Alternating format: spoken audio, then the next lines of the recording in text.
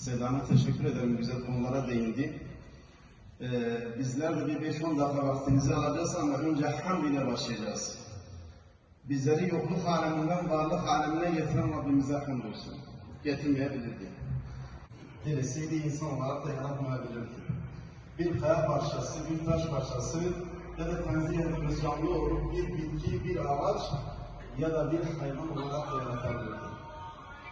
Rabbimize hamdü seneler olsun ki o insanlar arasında ebeveyni Müslüman olan, yani anne babası Müslüman olan insanlardan yarattı.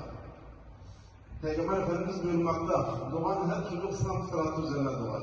Diyoruz, belki de bütün peygamberlerin vakalu ekrarna diyerek, yani ya Rabbi yeter ki sen bizim Muhammed Aleyhisselatü Vesselam'ın ümmetinden kıl diye dua ettiği Hazreti Muhammed Mustafa'ya ümmet yapmakla belki en güzel nimeti bize vermiştir.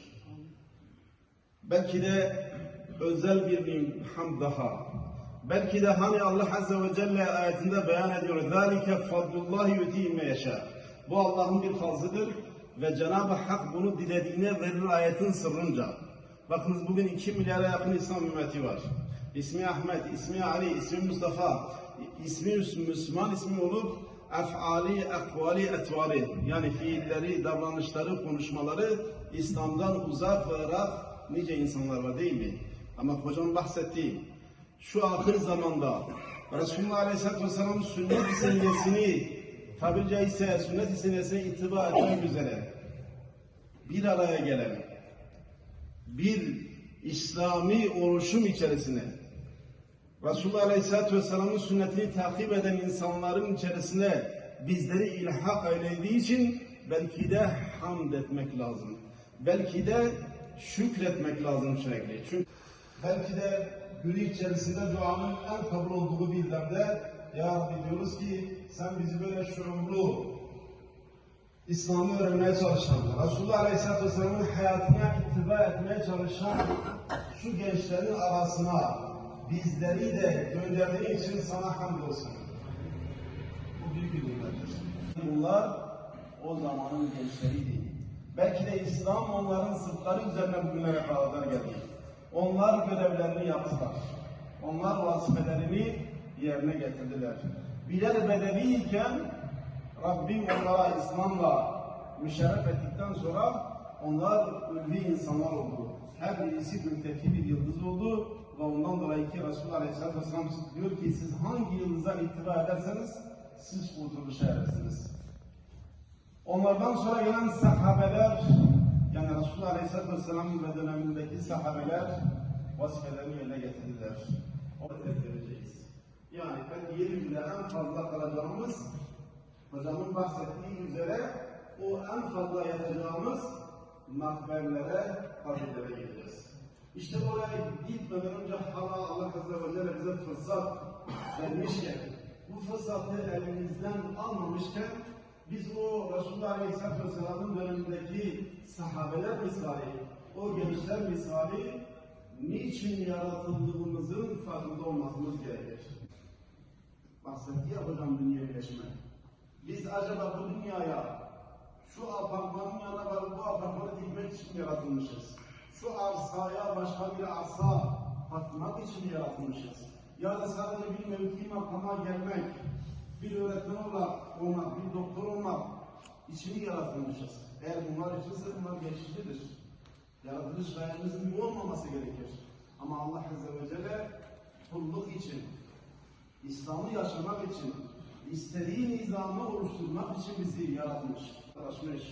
Gençlerimizin çoğu artık büyüklük bilmiyor, saygı, hürmet kalmamış. Diyeceksiniz ki evlerde de İslam anlatılmıyor. Anne babalar da örnek olmuyor. O da kabulümüzdür. O da eksiğimizdir. Ama bizim buna bir çözüm bulmamız lazım. Bizim buna bir el atmamız lazım. Bizim bu insanları ki bizim komşularımızdır, bizim dostlarımızdır, bizim akrabalarımızdır, bizim hemşerilerimizdir. Nasıl ki Resulullah Aleyhisselatü Vesselam ve arkadaşları her birisi o zamanın cahiliye ortamında büyüyen gençlerin elini tuttu, onların hidayetine vesile oldu. Bizim de her birimizin bir Salman gibi, bir Ammar gibi, bir Süheyb gibi, bir Bilal gibi gayret etmemiz lazım. eziyetten geçti. Ama Allah hamdolsun şu an ortam yok. Şu an fırsattır.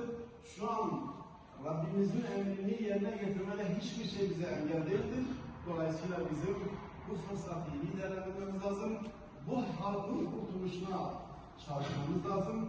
Şu an duyuyoruz, uyuşturucuya müptela yüzlerce, belki binlerce gençliğimiz var. Şu an İslam'dan uzak, Kur'an'dan uzak yüzlerce, binlerce gencimiz var. Şu an ana babasına isyan eden, belki evlerine gitmeyen, belki sokaklarda neydi verisi insanlarla beraber oturan, halkan gençlerimiz var. Bunları kurtarmakla mükellefiz. Bunların saadet idareyini, yani her iki dünya saadetini oluşturmakla mükellefiz. Biz bunu yapmadığımız zaman biz sorumluluğumuzu yerine getirmemiş olacağız. Biz bunu yapmadığımız zaman Allah Azze ve Celle huzurunda sizler iman ettiniz, sizler namaz kıldınız, sizlere anlatanlar oldu ve ondan dolayı siz dünyanızı da ahiretinizi de kurtardınız. Ama sizin yanınızda, sizin komşunuzda, sizin okulunuzda, sizin iş komşuluğunuzda bulunan insanlar İslam'dan uzaktı, Kur'an'dan uzaktı, İslam'ı yaşamıyorlardı, namazı kılmıyorlardı, büyüklerine asiydiler, uyuşturucu kullanıyorlardı ve dolayısıyla cehenneme gittiler.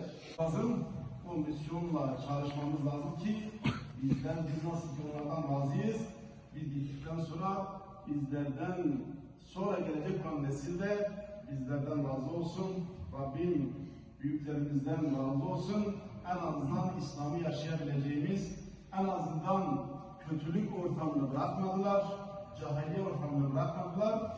Onlara güzel ortamlar bırakmamız lazım. Fazla vaktinizi almayacağım, namaz vaktidir. Rabbim bizleri hakka hak bilip hakka tabi olan, batılı batıl bilip batıldan uzaklaşan kullarından ayırsın.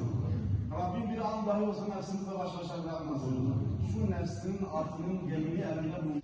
لو أنزلنا هذا القرآن على جبل لرأيته خاشعا متصدعا من خشية الله وتلك الأمثال نضربها للناس لعلهم يتفكرون